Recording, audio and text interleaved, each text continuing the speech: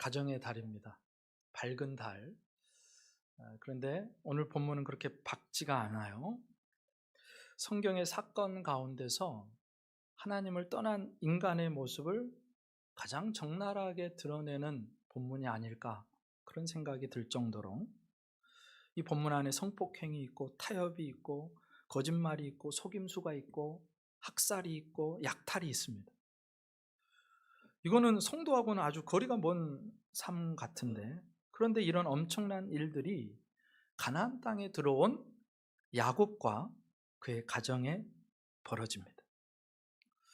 야곱은요, 하나님이 지시하신 대로 20년 만에 밧단 아람에서 약속의 땅으로 돌아왔습니다. 돌아오는 길에 살아계신 하나님, 나를 보호해 주시고 인도해 주신 놀라우신 하나님을 경험해요. 라반으로부터 하나님이 지켜주셨죠. 그리고 형 에서와는 극적으로 화해하게 되었습니다. 당시 에서와 야곱의 대화에 따르면 야곱의 다음 목적지는 베델이 되어야 했고 헤브론이어야 했고, 그리고 또 나중에는 세일까지 가서 형을 만나고 싶다는 그런 이야기까지 했었어요. 그런데 야곱은 어쩐 일인지 베델로 바로 올라가지 않고 세겜 성읍 앞에 이르러서 자신이 장막을 치는데 장막 친 밭을 세겜 사람들로부터 삽니다. 돈을 주고 사요. 그러니까 여기 눌러 앉겠다는 뜻입니다. 목적지는 베델이었는데 세겜에 눌러 앉은 거예요. 그리고 그곳에서 최소 10년을 보냈습니다. 그러던 어느 날, 오늘 1절에 이렇게 나옵니다.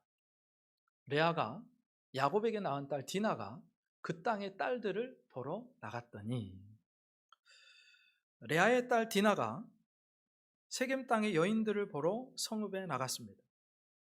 이 말은 디나가 어쩌다 구경 삼아서 한번 그 세겜 성읍에 나갔다, 그런 뜻이 아니에요. 디나가 그 땅에 대한 호기심을 가지고 그 성읍에, 그 도성의 매력에 빠진 나머지 그곳의 여인들을 만나러 간 것입니다. 물론 이건 부도덕한 일은 아니었지만 아주 부주의한 행동이었어요. 왜냐? 당시 가나안 땅은요, 여성의 안정이 보장된 사회가 아니었습니다. 학자들에 의하면 당시에 외지에서, 이방 땅에서 들어온 여성들은요, 기본적으로 본토인 남자들의 성폭행 대상으로 여겨지는 것이 일상이었습니다. 소돔과 고모라가 그랬고요, 블레셋 땅이 그랬고요, 여기 이곳 세겜도 마찬가지였어요. 그렇게 보호자 없이 홀로 성읍을 그 아가씨가, 젊은 처자가 왔다 갔다 한다, 신중하지 못한 행동이었습니다. 아무런 보호막도 없이 그 세겜 땅을 돌아다닌다는 것은 아슬아슬한 행동이었어요. 그런데 이것이 어려움을 겪은 이유가 전적으로 디나의 책임이라는 말은 아닙니다. 당시 디나의 오빠들은요, 다 들에 나가 있었고 외동딸 디나와 그 가족의 여인들을 책임져야 될 사람을, 안전에 대한 책임을 가진 사람은 가장이었던 야곱이었어요. 아빠 야곱. 그런데 야곱은요, 자기 딸을 보호하는데 불성실했습니다. 왜 그랬을까 생각해 보면요, 야곱은 외동딸이었는데 왜 그렇게 야곱의 사랑, 디나는 외동딸이었는데 왜 그렇게 야곱의 사랑을 받지 못했을까? 오늘 본문을 시작하면서 성경은 디나가 레아의 딸이었다는 걸 강조해요. 성경에 이런 경우가 거의 없습니다. 그러니까 누군가를 소개할 때 어머니의 이름을 같이 소개하는 경우가 거의 없어요. 근데 디나를 소개할 때는 레아의 딸인 것에 강조점을 두려고 레아라는 말을 집어넣습니다. 1절에 그렇게 나오잖아요. 근데 레아가 누구죠? 야곱이 원하지 않았던 사람입니다. 야곱은 라헬을 사랑했어요. 그러니까 레아는 사랑하지도 않았던 여인이고 결혼을 약속하지도 않았던 여인인데 어쩌다가 속아서 첫날 밤을 보낸 것으로 야곱의 첫 번째 부인이 되어서 결혼 생활이 시작된 그런 관계였습니다. 그러니까 레아를 야곱이 사랑하지 않아요. 창세기 후반부를 보면요, 야곱의 사랑은 온통 라헬의 자식이었던 요셉에게 가 있어요. 요셉만을 편애합니다. 그러니까 지긋지긋한 편애의 희생자였던 야곱이 이제는 가해자가 되어서 요셉만 편애하고 다른 형제들은 다 사랑하지 않는 거예요. 디나가 외동딸이었음에도 불구하고 그런 아빠의 무관심 속에서 딸은 자꾸 세상으로 세겜으로 발걸음이 향했습니다. 여러분, 우리가 가정에서 자녀들이 받고 누려야 될 사랑을 부모가 충분하게 주지 못하면 그 사랑의 결핍이 반드시 자녀의 삶의 부작용으로 드러나게 되어 있습니다. 오늘 디나가 바로 그런 경우예요. 아빠 야곱의 무관심 속에서 디나는요, 그 결핍을 세겜이라는 도시의 화려한 것들로 채우고 있었습니다. 집안에서 받지 못하는 그 사랑을 어디론가 가서 뭔가를 채우고 싶어요. 그리고 그곳이 세겜 성읍이었습니다. 그러니 우리 가정에서 어떤 자녀 교육보다 중요한 것은 부모가 줄 수 있는 최고의 사랑을 우리 자녀들에게 주는 것입니다. 부부가 서로 사랑하고 부모가 자녀를 사랑하는 거, 이게 최고의 교육이에요. 그리고 그 사랑이 자녀의 평생의 삶에 있어서 어떤 어려움도 헤쳐나갈 수 있는 원동력이 되고요, 세상의 유혹에 빠지지 않고 살아가는 힘이 되는 것입니다. 그 부모의 사랑이 그렇게 중요합니다. 그래서 어려서 부모의 사랑을 받지 못하면 그 자녀는요, 결핍에서 오는 그 정서적인 어려움과 무기력함과 자신 없는 마음을 가지고 평생을 살게 돼요. 물론 하나님의 은혜로 이것들을 넘어서기도 하지만 많은 사람들이 그 결핍의 그늘을 벗어나지 못하고 그 그늘 속에서 살아가는 것을 목격합니다. 야곱은요, 그렇게 디나에게 무관심했고 그 무관심 속에서 디나는 세상의 것들에 푹 빠져서 세겜성을 자주 들락날락거리면서 자기를 위험에 노출시키고 있는 거예요. 그리고 오늘 본문 2절부터 4절에 이렇게 나와 있습니다. 히위 족속 중 하몰의 아들 그 땅의 추장 세겜이 그를 보고 끌어들여 강간하여 욕되게 하고 그 마음이 깊이 야곱의 딸 디나에게 연연하며 그 소녀를 사랑하여 그의 마음을 말로 위로하고 그의 아버지 하몰에게 청하여 이르되 이 소녀를 내 아내로 얻게 하여 주소서 하였더라. 디나에게 재난과 같은 상황이 발생합니다. 그 땅의 유력자였던 세겜이요, 디나를 보고 있었대요. 그냥 눈에 보이니까 보았다는 뜻이 아니고요, 악한 마음을 품고 계속해서 디나를 주목하고 있었다는 뜻입니다. 기회를 노리고 있었다는 거예요. 사실 디나는요, 눈에 띌 수밖에 없었던 것이 대가족이 지금 이방에서부터, 외지에서부터 왔는데 그 중에 디나만 유일한 처녀였고 아가씨였습니다. 그런 디나가 아무런 보호자도 없이 계속해서 돌아다니는 것이, 세겜 성을 돌아다니는 것이 남성들의 눈에 띈 거예요. 그리고 유력자였던 세겜은 어떤 경쟁자도 없이, 두려움 없이 자기가 힘이 있으니까 디나를 완력으로 끌어들여서 욕되게 합니다. 그리고 더 결정적인 것은 집에 보내지를 않고 그 집에 감금해요. 이상한 점이 있죠. 디나에게 그렇게 몹쓸 짓을 한 후에 세겜의 마음이 디나를 연연해 하더라, 그렇게 나옵니다. 다른 말로 하면 사랑했다라고 표현을 해요. 위로했다, 그런 표현도 합니다. 물론 이런 모습이요, 암논 다말 사건에서 암논의 혐오보다는 나아 보입니다. 어떤 분은 이런 세겜의 모습 속에서 일종의 책임감을 엿볼 수도 있을 것 같아요. 그런데 잘 들여다보면 세겜의 사랑은 진짜가 아니에요. 이 사랑하다라고 번역된 히브리어 아하브라는 단어는요, 그 용법이 굉장히 넓습니다. 하나님께서 자기 백성을 사랑한다 할 때도 아하브라는 단어를 쓰는데, 그런데 대식가가 폭식하기 위해서 음식을 탐한다 할 때도 아하브라는 단어를 써요. 그러니까 지금 세겜은 디나를 진심으로 사랑하는 게 아니라 자기 만족을 위해서 욕심을 내고 있었다는 거예요. 근데 왜 이런 생각을 할 수밖에 없느냐? 오늘 본문에서 피해 당사자였던 디나는요, 침묵하고 있어요. 디나의 말이 어떤 말도 기록되어 있지 않습니다. 그러니까 세겜은 사랑이라고 생각했는데 디나에게 전혀 발언권을 주지 않았다는 거예요. 디나의 의사와 상관없이 자기 중심적인 사랑을 하고 있었습니다. 디나의 아픔에 관심 없어요? 디나는 한마디도 못하게 해요? 그러면서 내가 널 사랑하니까 너는 계속 내 집에 있어야 돼, 너는 내 신부가 돼야 돼, 그러고 있다는 것입니다. 그런 뉘앙스라는 거예요. 그러니까 세겜의 사랑은 그녀에게 묻지도 않고 동의도 구하지 않고 오직 육체적인 쾌락만을 탐하는 사랑, 거짓 사랑, 짝퉁 사랑이었습니다. 인격적인 사랑도 아니고 영적인 사랑도 아니고 자기 중심적인 열렬한 거짓된 사랑이었다는 거예요. 그러면서 세겜은요, 자기 아버지 하몰에게 이 디나를 내가 꼭 신부로 삼아야겠다고 얘기하는 거예요. 디나의 의견은 철저히 침묵에 붙여지고 철저하게 무시됩니다. 그런데 양몽 같은 소식이 야곱에게 들려와요. 5절에 이렇게 나옵니다. 같이 읽습니다. 시작. 야곱이 그 딸 디나를 그가 더럽혔다 함을 들었으나 자기의 아들들이 들에서 목축함으로 그들이 돌아오기까지 잠잠하였고. 아멘. 근데 그 악몽 같은 소식이 야곱에게 들려오는데, 근데 분위기가 이상해요. 야곱이요, 전혀 반응이 없어요. 오늘 뭐라 그러냐? 잠잠하였고라고 합니다. 잠잠하였고. 이상해요. 원래 아버지는 이러면 안 되거든요. 아버지는 지금 분노해야 되는 상황입니다. 야곱은요, 아무런 말도 없고 일도 하지 않고요, 잠잠히 그냥 있는 거예요. 어떤 목사님의 설교를 들어보니까요, 자기는 도저히 이런 야곱이 이해가 안 돼서 이 문장에다 빨간 줄을 그었대요. 빨간색 줄을 쳤답니다. 너무 화가 나가지고 어떻게 아빠가 이럴 수가 있냐.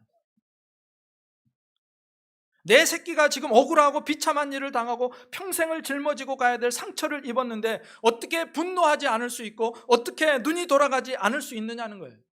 분노하는 게 정상이죠. 근데 야곱은 너무너무 냉정해요. 비열하게 침묵합니다. 지금 세겜의 집을 찾아가서요, 내 딸 내놔라 해야 돼요. 지금 내 딸의 인생을 네 자식이 다 망쳤다. 어떻게 할 거냐? 내 딸 내어놓아라. 그런데 한 마디 말이라도 따지고 사과를 요구하고 그의 응당한 처벌을 받게 해야 되는 것이 정상인데, 그런데 야곱은 어쩐 일인지 아무것도 하지 않아요. 아무것도 하지 않아요. 이유는 자기 아들들이 들에 있었기 때문이래요. 힘이 없기 때문에. 그런데 이건 당시 상황일 뿐입니다. 야곱은요, 아들들이 돌아왔는데도 가장으로서, 디나의 아빠로서 아무것도 하지 않습니다. 어떻게 사람이 이럴 수가 있는지.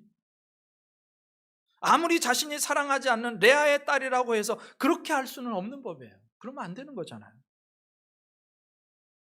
이렇게 야곱이 잠잠히 비열하게 가만히 무책임하게 그렇게 있을 때 세겜과 하물은 어떻게 하느냐? 6절부터 12절에 보니까, 다 읽지는 않겠습니다. 그때 세겜의 아버지 하몰이 세겜과 함께 야곱을 찾아와서 디나를 우리에게 주라고 얘기를 합니다. 요구를 해요. 그러면서 하는 말이, 우리 혼수는 뭐든지 다 해주겠다. 가해자인 세겜과 그의 아비 하몰이 야곱의 집에 찾아왔어요. 근데 상황이 이상하죠. 원래는요, 피해자가 따져야 되는 거예요. 가해자는 그 앞에 무릎을 꿇어야 되는 상황입니다. 그런데 오늘 본문에서는요, 피해자가 세겜을 나무라고 분노하고 책망해야 될 바로 그 상황에 도리어 가해자가 디나와 결혼을 가지고 흥정하려고 해요. 몹시 잘못된 상황입니다. 이 세겜과 하몰은요, 진짜 잘못된 사람이죠. 지금요, 잘못을 오늘 본문에 보면 이 두 사람은 잘못을 단 한 번도 시인하거나 디나에게 용서를 구하거나 야곱과 그의 가족에 용서를 구하지 않습니다. 자기의 잘못이 뭔지도 몰라요. 게다가 디나의 상처와 고통, 그리고 야곱과 그 가족의 고통에는 전혀 공감하지를 못해요. 지금 야곱의 아들들은요, 분노하고 있고 살기가 가득합니다. 여동생 디나 때문에 괴로워합니다. 고통스러워합니다. 그런데 세겜이나 그 아비 하몰은요, 그 피해자들의 고통이나 분노에는 전혀 관심이 없어요. 공감할 생각도 없어요. 그저 나는 결혼해야 되겠다는 거예요. 저 여자를 내 소유로 만들어야 되겠다, 그런 뜻입니다. 그러면서 너무나 당연하다는 듯이, 별일 아니라는 듯이 디나를 달라 그러고 사과도 없고 미안함도 없고 상대방의 입장은 전혀 생각하지 않습니다. 게다가 지금 세겜과 하몰은요, 디나를 가지고 거래를 하고 있어요. 우리와 통혼하면 경제적으로 당신들도 상당한 이익을 얻을 겁니다. 그렇게 함으로써 하몰은 야곱과 그의 가족에게요, 어떤 금전적인 이득을 주겠다고 이야기를 하는 거예요. 그리고 이쪽에서 장사할 수 있도록 손을 써놓겠다고 이야기합니다. 상거래할 수 있는 권리를 드리겠다고 합니다. 신부 지참금, 결혼 지참금 우리가 얼마든지 요구하는 대로 주겠다고 하는 거예요. 그러니까 이 모습을 보면요, 세겜과 하몰은요, 자기들이 잘못한 것이 전혀 없다는 태도고 최소한의 사과도 용서도 구하지 않고 있는 그런 모습입니다.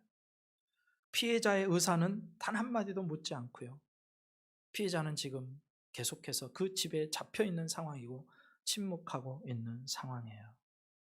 그렇다면 이런 하몰과 세겜을 대하는 디나의 오빠들의 태도는 어떠냐? 7절에 이렇게 나옵니다. 같이 읽습니다. 시작. 야곱의 아들들은 뒤에서 이를 듣고 돌아와서 그들 모두가 근심하고 심히 노하였으니 이는 세겜이 야곱의 딸을 강간하여 이스라엘에게 부끄러운 일 곧 행하지 못한 일을 행하였음이더라. 아멘. 무심하고 냉정하고 비열하고 책임감 없는 야곱과는 대조적으로 디나의 형제들 야곱의 아들들은요 분노하고 근심하면서 심히 노합니다. 이 형제들은요 디나의 소식을 듣자마자 우리식으로 표현하면 삽들고 도끼 들고 낫들고 화가 나서 지금 집에 들어와 있는 거예요. 자기가 사랑하는 누이 동생이 욕을 당한 것도 모멸적이고 수치스럽고 분노가 치밀어 오르는데 지금 그 상황을 지금 장사꾼처럼 그렇게 만들고 있는 그 상황이 더 화가 나는 것입니다. 그래서 그들이 선택한 방법이 뭐냐? 하몰과 세겜을 거짓으로 속여서 복수하겠다는 거예요. 계속해서 13절부터 17절이 이렇게 나옵니다.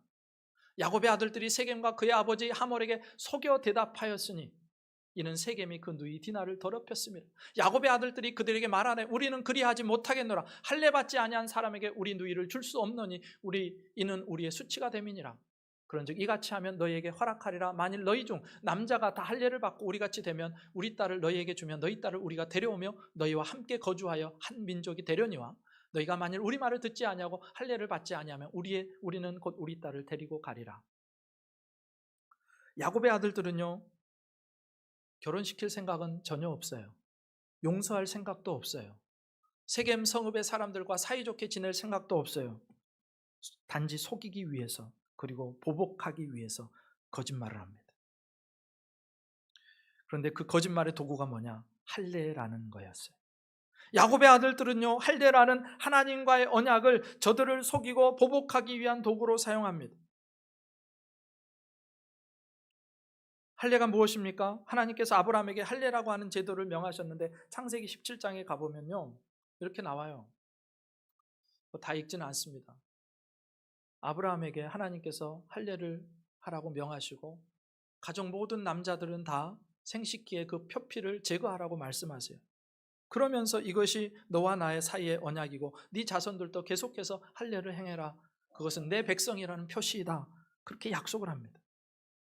그러니까 너무너무 소중한 약속이죠. 하나님과 아브라함 그리고 하나님과 아브라함의 후손들 하나님과 이스라엘 백성 사이에 너무너무 소중한 언약인데 거룩한 언약인데 귀한 언약인데 그런데 이 야곱의 아들들이요 그 언약을 자기들이 보복하고 복수하기 위해서 거짓말하는 도구 살인을 모의하는 도구로 사용했다는 거예요. 그러니까 하나님의 이름으로 맹세하면서 거짓말을 하고요 성경에 손을 얹고 선서하면서 남을 속이는 것과 똑같은 일을 지금 야곱의 아들들이 하고 있습니다. 그들의 목표는 이 할례라는 의식을 통해서 할례를 행하면 남성의 생식기의 표피 끝을 잘라내면 계속해서 아프다가 3일째 되는 날 아주 취약해서 움직이지도 못합니다. 근데 그렇게 되었을 때 복수를 하기 위해서 이 할례를 사용한 거예요. 그런데 그 말에 세겜과 하몰은요 그 야곱의 아들들의 거짓말에 속아 넘어갑니다. 18절부터 이렇게 나와요. 그들의 말을 하몰과 그의 아들 세겜이 좋게 여김으로 그렇게 속아가지고 이제 성읍으로 들어가는 거예요. 좋게 여김으로. 근데 왜 좋게 여겼을까? 자신들의 생각에 결혼을 시키기 위해서는 큰 결혼 지참금을 지불해야 된다고 생각했고 그럴 의사도 있었는데 지금 야곱의 아들들의 말을 들어보니까 돈도 안 들이고 할례만 행하면 결혼시켜주고 우리 세겜 성읍과 이 야곱의 가족들이 통혼하게 된다니까 야 땡 잡았다 그런 거예요. 할례라는 고통을 감당해야 하기는 하지만 자신들이 돈을 아낄 수 있는 거예요. 자기들에게 훨씬 이득이라고 생각한 거예요. 그래서 하몰과 세겜은요 지체하지 않고 세겜 성읍 문으로 가서 성읍 사람들에게 말하기 시작합니다. 설득합니다. 이 사람이 뭐 추장이었고 추장의 아버지였고 그러니까 사람들이 이 사람들을 존경하고 잘 말을 따르잖아요. 여러분 여기 좋은 일이 있습니다. 지금 세겜 성문 바깥에 야곱과 그의 가족들이 와 있는데 우리 성읍 사람들이 남자들이 다 할례만 하면 저들이 우리와 통혼한다고 합니다. 그런데 이게 우리에게 이익이 됩니다. 여러분 저들과 통혼해 살다 보면 저들의 많은 재산과 그 가축대들이 다 우리 거 될 거 아닙니까? 우리한테 이득입니다. 그러니 좀 힘들고 아프더라도 빨리 할례를 하고 우리 통혼합시다. 존경받는 위치에 있었던 세겜과 하몰, 그 성읍 공동체에서 힘도 있었던 이 세겜과 하몰의 이 말을 세겜 사람들이 그대로 수용을 합니다. 기꺼이 수용해요. 그런데 그럴 수 있었던 이유가 뭐냐? 하몰이나 세겜뿐만이 아니라 세겜 성읍 사람들도 돈이 너무너무 좋은 거예요. 자기에게 이익이 된다고 생각하니까, 저들의 재물과 저들의 양떼와 소떼가 다 우리께 된다고 생각하니까, 그래, 그 정도는 우리가 할 수 있지. 여러분, 결정하고 판단하고 행동하는 기준이 돈이었다 그 말이에요. 나한테 이득이 되느냐 아니면 나한테 손해가 되느냐, 다른 거 묻지도 따지지도 않습니다. 나한테 이득이 되면 하고요, 손해가 되면 안 해요. 이렇게 철저한 돈의 논리, 계산에 의한 논리, 돈이 지배하는 논리가 세겜 성읍에 사는 사람들의 논리였고, 세겜과 하몰의 논리였고, 그리고 이 땅의 논리이기도 합니다. 그러니까 세겜 성읍 사람들이요, 할례를 그렇게 받아들인 것은요, 다 계산이 깔려 있는 거예요. 할례만 행하고 대대로 우리가 이득 보며 살자, 저들의 것을 다 벗겨 먹자. 그런데 자기들만 계산이 있는 게 아니죠. 여러분, 너무 계산하지 마십시오. 나만 계산이 있는 게 아니라 상대방도 계산하고 있어요. 그거를 야곱의 아들들에게도 계산이 있어요. 그렇게 서로 속이면서 결국은 다 죽습니다. 결국 이 잘못된 결정 때문에 세겜 성읍은 쑥대밭이 되고요, 모든 것을 약탈당하게 돼요. 여러분, 이 장면을 보면요, 결국 사람은요, 귀로 듣는 게 아니라는 걸 깨닫습니다. 세겜 사람들은요, 자신들의 욕망으로 말을 들은 거예요. 마음에 가득한 욕심으로 들으니까, 그걸 그럴듯해 보이니까 다 할례를 행한 것입니다. 여러분, 그거 아십니까? 똑같은 말을 이곳에서 하는데도요, 사람들은 각자의 마음에 있는 대로 다 다르게 듣습니다. 저는 아 이야기를 했는데, 여러분 중에 어떤 분은 어라고 듣고, 어떤 분은 가라고 듣고, 어떤 분은 다라고 듣고, 다 달라요. 안 그럴 것 같죠? 근데 그렇다는 거예요. 우리는요, 자기 듣고 싶은 것만 듣는 경향이 있고요, 자기에게 이익되는 것만 듣고 자기가 관련 있는 것만 들으려고 합니다. 그러니까 낮은 차원이에요. 그러면 뭘 들어야 되냐? 우리는 말씀을 통해서 들어야 되고요, 기도를 통해서 들어야 됩니다. 내 마음의 욕심과 욕망으로 들으면 우리는 세겜 성읍의 성읍 사람들의 운명에 그렇게 따라갈 수밖에 없는 거예요. 이익을 따라서 듣는 것이 아니라 하나님의 뜻을 따라서 들어야 될 줄 믿습니다. 그래야 세겜 성읍 사람들의 몰락을 피할 수 있어요. 어찌됐든 야곱의 아들들에게 속아서 할례를 행한 이 세겜 사람들은요, 어떻게 되나? 야곱의 아들들이 어떻게 하나? 분노를 표출하는데 25절부터 오늘 보면 29절까지 이렇게 나와 있어요. 제3일에, 그러니까 세겜 성읍 사람들이 모두가 다 일제히 할례를 받았어요. 제3일에, 3일이 지났습니다. 아직 그들이 아파할 때에, 고통스러울 때 할례를 행하면 얼마나 고통스러운지, 야곱의 두 아들 디나의 오라버니 시몬과 레이가 각기 칼을 가지고 가서 몰래 그 성읍을 기습하여 그 모든 남자를 죽이고, 칼로 하몰과 그의 아들 세겜을 죽이고, 디나를 세겜의 집에서 데려오고, 야곱의 여러 아들이 그 시체 있는 성읍으로 가서 노략하였으니 이는 그들이 그들의 누이를 더럽힌 까닭이다. 그들이 양과 소와 나귀와 그 성읍에 있는 것과 들에 있는 것과 그들의 모든 재물을 빼앗으며 그들의 자녀와 그들의 아내들을 사로잡고 집 속의 물건을 다 노략한지라. 어마어마한 비참한 일이 일어납니다. 시몬과 레위의 잔혹한 복수가 시작이 돼요. 여러분, 할례 지금은요, 그 포경 수술이라, 남성들의 포경 수술이 할례인데, 지금은 외과 수술 어렵지 않습니다. 그런데 그 당시에는요, 제대로 된 수술 장비도 없어요. 제대로 된 칼도 메스도 없어요. 진통제, 소염제 그런 거 없습니다. 오롯이 부싯돌로 살을 찢고 그것이 잘 낫도록 기다리는 수밖에 없는데, 특별히 3일째가 되는 날이 가장 고통스러운 날이에요. 움직일 수가 없어요. 꼼짝도 못합니다. 그래, 바로 이때를 이용해서 시몬과 레이가 칼을 들고 가서요, 집집마다 들어가서 움직이지 못한 남성들을 다 베어버립니다. 다 죽여요. 그리고 잡혀있던 디나를 끌고 오죠. 여러분, 26절에서 확인할 수 있는 것처럼 이때까지도 디나는 지금 세겜의 집에 잡혀 있었던 거예요.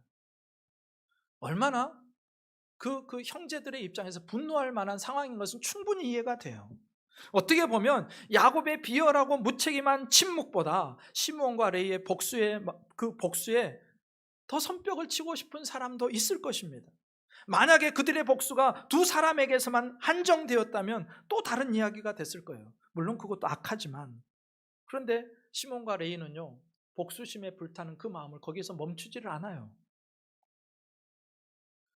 직접적으로 디나를 가해하지도 않았고, 이번 사건에 아무런 잘못도 없는 세겜 성의 모든 남자들, 그 시간에 할례를 하고 3일째 된 날 고통스러워하는 모든 남성들을, 거동이 불편한 모든 남성들을 집집마다 들어가서 다 칼로 살육합니다. 무참하게. 여러분, 시몬과 레위의 학살은요, 복수가 뭔지를 고스란히 보여주죠. 복수하면서 덜 하는 사람은 없습니다. 복수를 내가 받은 것보다 덜 하는 사람은 절대 없어요. 그럴 수가 없어요, 사람은. 내가 1개를 받으면 2개는 해야죠. 야, 너 왜 맞고만 와? 너 10대 맞았으면 20대는 때리고 와야 될 거 아니야. 이게 마음 아니에요, 우리 마음? 네. 본때를 보여주겠다는 거예요. 이 복수는요, 눈덩이처럼 커지게 되어 있습니다. 그래서 하나님은 우리에게 제발 너희 스스로 원수 갚지 말라 그러세요. 복수는 또 복수를 낳고, 복수는 또 복수를 낳고. 우리는 절대로 눈에는 눈, 이에는 이 정도의 복수를 하지 않습니다. 그것보다 훨씬 더 하죠. 게다가 야곱의 아들들이요, 사람을 죽이는 거에 그치지 않고, 이제 시몬과 레위가 선봉에 서가지고 다 죽이니까 나머지 형제들이 다 들어와가지고 약탈하기 시작합니다. 성읍을 노략해요. 심지어 자녀들, 아내들 포함해가지고 양과 소, 낙이 성읍에 있는 것들과 들에 있는 것을 전부 자기 걸로 만들어버려요. 와, 이 일을 알게 된 야곱이요, 시몬과 레위를 비난합니다. 30절. 야곱이 시몬과 레위에게 이르되 너희가 내게 화를 끼쳐 나로 하여금 이 땅의 주민 곧 가나안 족속과 브리스 족속에게 악취를 내게 하였도다. 나는 수가 적은즉 그들이 모여 나를 치고 나를 죽이리니 그러면 나와 내 집이 멸망하리라. 지금까지 외동딸 디나가 욕을 당했음에도 비열하고 무책임하게 입을 다물고 있던 야곱이요, 드디어 입을 열었어요. 그런데 야곱의 말의 특징이 보이는데, 이 30절 한 절에서요, 나라는 1인칭 단어가 무려 7번이나 반복이 됩니다. 7번. 그러니까 이런 와중에도 야곱의 관심은요, 오직 나였어요. 나. 자기 중심적인 사람. 디나가 얼마나 고통스럽고 힘들어할지 자기 딸인데도 전혀 관심이 없어요. 내 아들들이 나가서 처참한 복수극을 벌이고 손에 피를 묻히고 약탈해 왔는데 거기에는 전혀 관심이 없어요. 야곱의 관심은 뭐냐? 내가 죽게 됐다. 나 어떡하냐? 이 땅에서 내 평판은 어떻게 되는 거냐? 저들이 우리에게 복수의 칼날을 들이미면 나를 죽일 거 아니냐? 나. 야곱은 오직 나였습니다. 원래 딸 때문에, 그리고 자녀들 때문에 아파하고 분노하고 슬퍼하고 격양되어야 할 야곱은 거기 없고 오직 나만 섬기는 야곱만이 있을 뿐이었어요. 오늘 본문에 보면요, 야곱이 뭔가를 책임진다거나 책망을 한다거나 그런 게 없습니다. 야곱은 오직 비난만 해요. 여러분, 책망과 비난은 다른 것입니다. 책망은 정확하게 말려야 할 것을 말리고 잘못된 것을 고쳐주는 게 책망이라면, 비난은요, 인격을 모욕하는 거예요. 공격하는 거예요.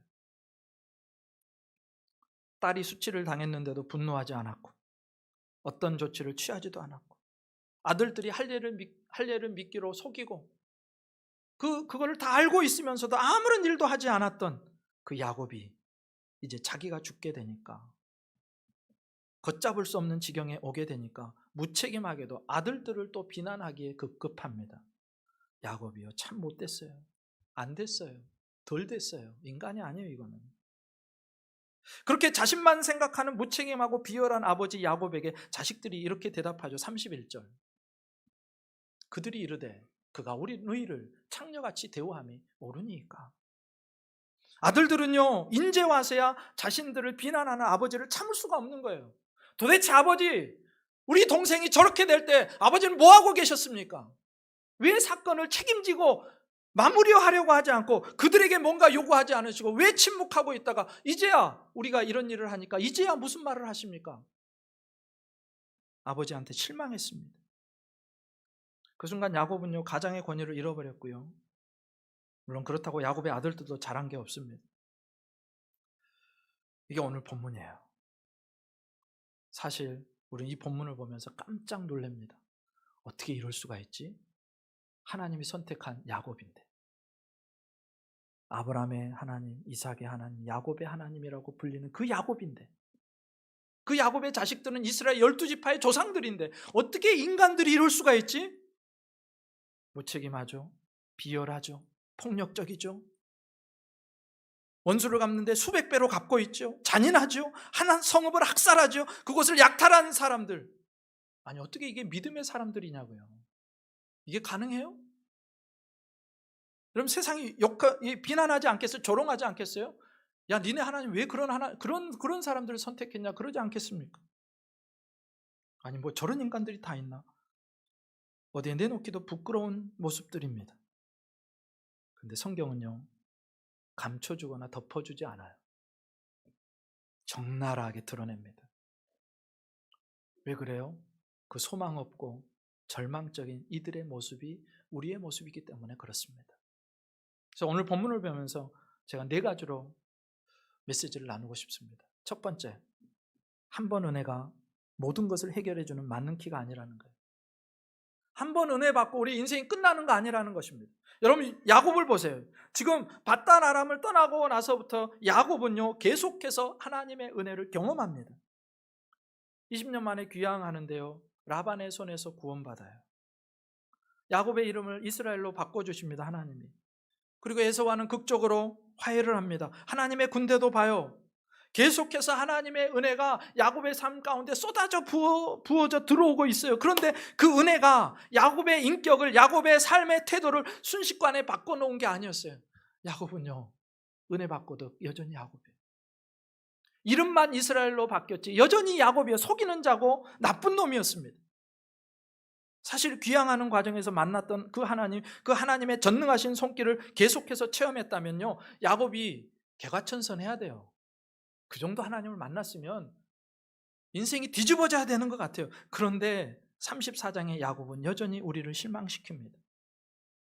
아니 꼭 34장까지 오지 않고도요 33장에서도 우리를 실망시켰잖아요. 하나님의 은혜로 극적으로 에서를 상봉하고 화해하는데, 그렇게 하나님의 은혜를 받았으면 정직해야 되잖아요. 그런데 그때도 또 야곱이 에서에게 사기를 쳐요. 내가 새 일로 곧장 따라가겠습니다. 천만에 야곱은 가고 싶은 생각 전혀 없었어요. 근데 그 상황을 그냥 모면하고 싶으니까, 형을 이제 더 보고 싶지 않으니까, 내 마음대로 하고 싶으니까 그렇게 은혜의 자리에서도 거짓말을 하고 있는 게 야곱이라니까요. 자기 버릇을 못 줍니다. 이게 인간이고 이게 야곱이에요. 보고 있으면 성질이 나요. 왜 그런지 아세요? 그 야곱의 모습 속에서 내가 보이기 때문에. 여러분 야곱을 보면서 느끼는 게 있습니다. 은혜 받을 때, 은혜가 올 때 더 긴장해야 된다는 거예요. 은혜에 감사하고 기뻐해야 되지만 동시에 그 은혜가 올 때요 마귀도 우리를 가만두지 않습니다. 공격이 있고 세상의 유혹이 기다리고 있어요. 여러분 그렇잖아요.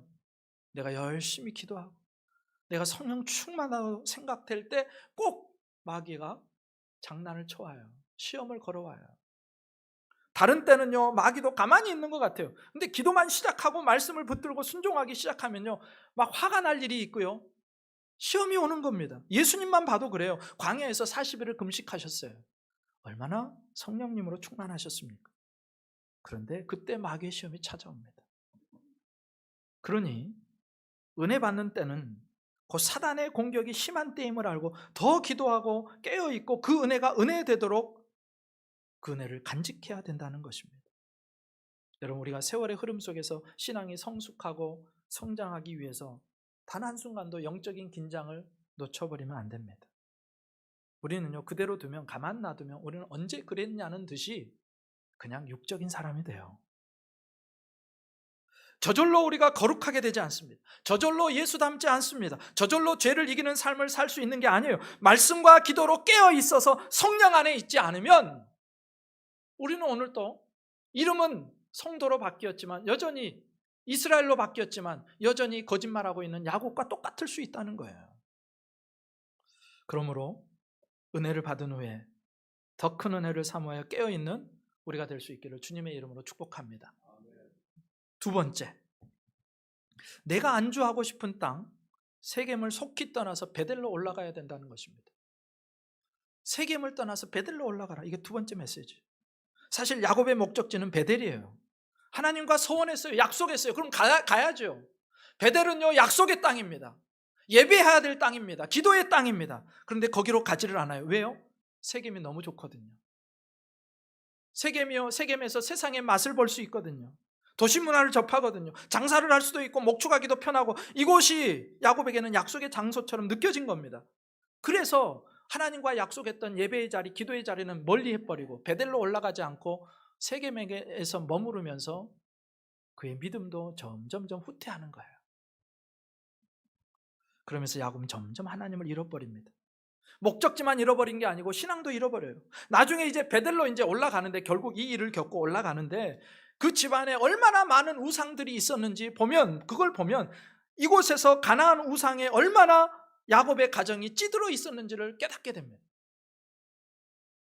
결론적인 이야기지만 만약에 야곱이 하나님과의 약속을 생명처럼 여기고 세겜 땅, 자기가 좋게 보이는 그 땅, 세상을 즐길 수 있는 그 땅을 정착하지 않고 곧장 베델로 올라가서 예배의 자리, 기도의 자리, 말씀의 자리를 지켰다면 디나의 그 가슴 아픈 사건은 어쩌면 일어나지 않았을 수도 있다는 거예요. 어쩌면 그 비열한 야곱의 본성이 우리에게 들키지 않았을 수도 있습니다. 어쩌면 자식들에게 원망을 들으면서 아버지의 영적인 권위와 리더십을 잃지 않았을 수도 있어요. 그런데 말해봐야 뭐합니까? 후회만 되는 거. 세겜에 머무르지 말고 베델로 올라가야 되는 거예요. 결국 우리 인생의 아픔과 고난은요, 우리 스스로가 초래한 경우가 많습니다. 누가 내 인생을 그렇게 처박아 놓은 게 아니고 내 자신이 그 길을 선택한 거예요. 세겜을 선택하고 세겜으로 나아가고 세겜에서 머물러 있기 때문에, 예배의 자리, 기도의 자리, 하나님과 약속한 그 베델을 떠나 있기 때문에 우리 자신이 자꾸 내 자신을 스스로 힘겹게 하는 것입니다. 여러분, 세겜을 떠나서 베델로 올라가는 지혜가 있기를 주님의 이름으로 축복합니다. 세 번째, 원수 갚는 것은 하나님께 맡겨야 된다는 거예요. 여러분, 저와 여러분의 인생의 옵션에는 원수 갚는 게 없어야 됩니다. 성도예요, 성도. 진짜 복수는 누가 하시냐? 하나님이 하시는 것입니다.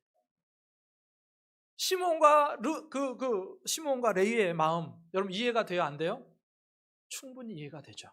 내 누이 동생이 그런 험한 일을 당했는데 어떤 오빠가 가만히 있겠어요? 쳐 죽이고 싶죠. 복수하고 싶죠. 그런데 거기서 멈춰야 된다는 것입니다. 복수는요, 또 다른 복수를 낳습니다. 그리고 정확하게 복수할 수도 없어요. 성경은 뭐라고 그럽니까? 로마서 12장 19절부터 20절에 내 사랑하는 자들아, 너희가 친히 원수를 갚지 말고, 네 마음 알겠는데 너가 친히 원수 갚지 말아라. 하나님 경고하십니다. 레위기 19장 18절에서도 원수를 갚지 말며 분명히 말씀하세요. 신구약 동일하게 하나님은 우리에게 원수 갚는 걸 허락하지 않으십니다. 대신 하나님이 갚으시겠다는 거예요.